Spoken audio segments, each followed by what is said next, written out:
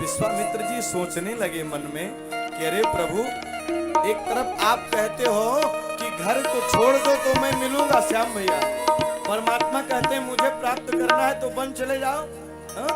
51 52 ये सब वन के संदेश है, तो वन चले जाओ तब मिलेंगे। मैं घर छोड़ करके बन गया, वहां तो मिले नहीं, और ऊपर से वन छोड़ करके मैं अयोध्या आया तो यहाँ पर आपने सिंहासन पर बिठा दिया। वन छुड़वा करके घर बुला लिया और घर बुला करके सिंहासन पर बिठा दिया। इसका क्या मतलब है? मानो परमात्मा कहते हैं कि आप वन चले जाओ, लेकिन वन में जाने के बाद भी यदि अभिमान रहे तो महाराज वन में भी मेरा दर्शन नहीं होगा। गृहस्थ आश्रम से बढ़ करके कोई बड़ा आश्रम ही नहीं है। सबसे बड़ा यदि कोई आश्रम है, हमसे किसी ने कहा महाराज आपने शादी क्यों कर ली, आपको विवाह नहीं करना चाहिए। हमने कहा क्यों भैया, क्यों नहीं करना चाहिए, अपराध क्या हो गया है? तो उन्होंने कहा नहीं महाराज आप विवाह नहीं करते तो ज्यादा ठीक था। तो हमने कहा अच्छा ये बताइए, भगवान के 24 अवतार हुए हैं और 24 अवतार को किसी माँ ने ही अपने गर्भ में धारण किया है? भगवान के जितने अवतार हुए हैं किसी माँ ने ही भगवान को जन्म दिया है, तब भगवान का अवतार हुआ है। भगवान कहते हैं वन वनवासी जाने होने की कोई आवश्यकता नहीं है, वन चले जाओ, लेकिन यदि अभिमान घमंड रहे तो महाराज वहां भी परमात्मा नहीं मिलेंगे। राज्य संपदा वैभव हो जाए फिर भी परमात्मा नहीं मिलेंगे। सब कुछ होने के बाद क्या हो जाए, ज्ञान वैराग्य भक्ति आ जाए तो आप निर्धन भी हैं, गृहस्थ भी हैं, तब भी परमात्मा आपके घर में बालक बन करके आ जाए। भगवान को प्राप्त करने के लिए ज्ञान वैराग्य भक्ति का समावेश होना चाहिए, परमात्मा आ जाए। विश्वामित्र जी मन में सोच रहे हैं प्रभु आपने मुझे बुला करके सिंहासन पर बिठा दिया, ये तो पक्ष रहा विश्वामित्र जी का। दशरथ जी ने सिंहासन पर क्यों बिठाया? तो ये दशरथ जी जानते हैं कि ये महामुनि ज्ञानी ये क्रोधी महात्मा है। तो कोई महात्मा घर में आए तो सबसे पहले क्या करो, सबसे पहले आसन, निराला भैया सबसे पहले आसन ठीक करते हैं। ये आए तो सबसे पहले अपने आसन में लग गए हैं। क्यों? क्योंकि महाराज पहले रहने की व्यवस्था हो। तो आचार्य कहते हैं कोई महात्मा आवे तो सबसे पहले आसन की व्यवस्था, वो रहेगा कहाँ? तो विश्वामित्र जी महामुनि ज्ञानी है तो अपना आसन दे दिया। हमारे गुरु जी तो कहते हैं देखो पहले आसन फिर बासन, आसन दो बासन दो, आसन बासन माने बर्तन, आसन बासन उसके बाद राशन, राशन दो, चकाचक महात्मा जी पाएंगे। आसन बासन राशन, और उसके बाद जब 6:30 बज जाए तो भाषण सुनो चकाचक है। तो मानो विश्वामित्र जी महामुनि ज्ञानी हैं तो गुरु जी दूर से आए हैं तो आसन पर बिठा दिया और उसके बाद प्रसाद पवाया। उसके बाद महाराज नाना प्रकार के व्यंजन बनवाए और प्रसाद बना करके पवाया। क्यों? क्योंकि विश्वामित्र जी जानते हैं ये क्रोधी महात्मा है और यदि कोई भूखा रहता है तो ज्यादा ही क्रोध आता है। तो सबसे पहले महात्मा आवे तो उनको तृप्त कर दो, खूब खिला दो, और जब वो खाएंगे तो महाराज आह निकलेगी। आपको बता दें 2 जगह आनंद आता है। हवन करिए तो बोलते हो स्वाहा, हवन करते समय आप तेज तेज से बोलिए स्वाहा। जो व्यक्ति स्वाहा बोलता है, जितने उच्च स्वर में स्वाहा बोलोगे उतना ही यज्ञ का फल आपको मिलेगा।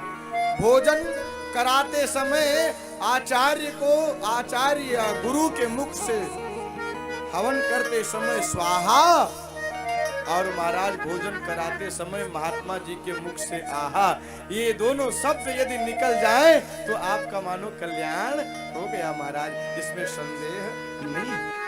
तो ऐसा दिव्य भाव प्रकट किया है कि गुरु जी आए हैं तो ये भूखे होंगे, तो सबसे पहले इनको पवा दिया, तृप्त कर दिया, और अब पूछते हैं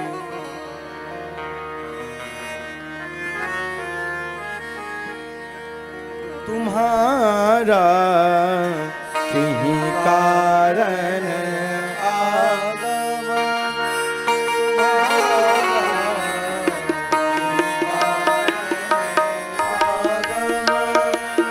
तुम्हारा यही कारण आगमन तुम्हारा यही कारण आगमन।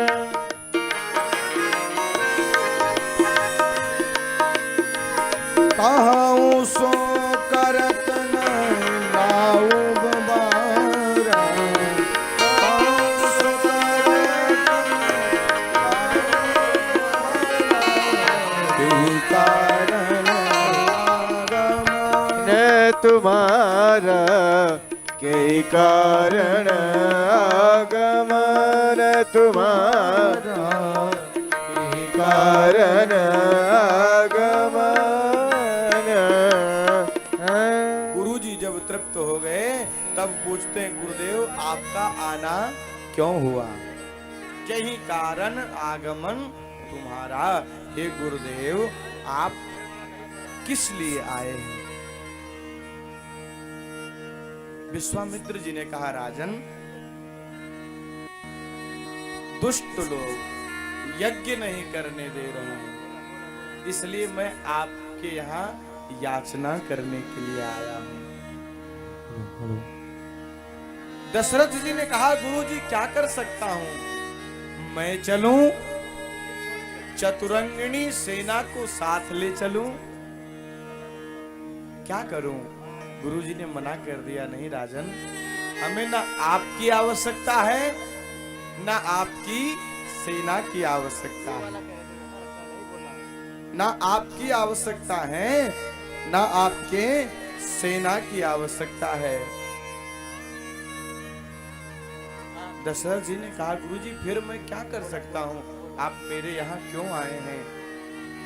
तो विश्वामित्र जी ने कहा देखो राजन, मारीच और सुबाहु हमें परेशान कर रहे हैं, हम आपसे याचना करने के लिए आए हैं, हमें दे दीजिए, क्या अपने दोनों पुत्रों को दे दीजिए, इनको राम और लक्ष्मण को दे दो। विश्वामित्र जी राम जी को ही मांग लेते, क्या राम जी उद्धार नहीं कर सकते थे? ये विश्वामित्र जी ज्ञानी है, ये विश्वामित्र महामुनि ज्ञानी है, ये विश्वामित्र जी केवल राम को नहीं मांग रहे हैं, विश्वामित्र जी लक्ष्मण को भी साथ में मांग रहे हैं। क्यों? क्योंकि विश्वामित्र जी जानते हैं कि राम जी लक्ष्मण जी के बिना भोजन भी नहीं करते महाराज, शयन भी नहीं करते। तो जो भोजन और शयन लखन के बिना नहीं करता, वो यज्ञ की रक्षा के लिए भी अकेले नहीं जाएगा। इसलिए विश्वामित्र जी कहते हैं अपने दोनों पुत्रों को दे दो।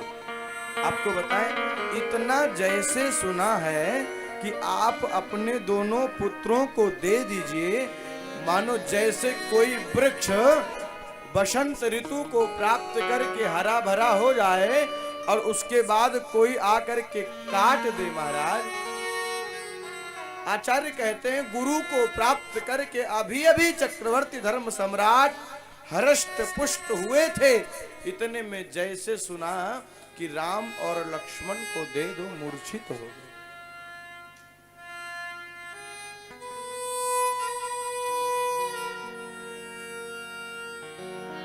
मूर्छा जब शांत हुई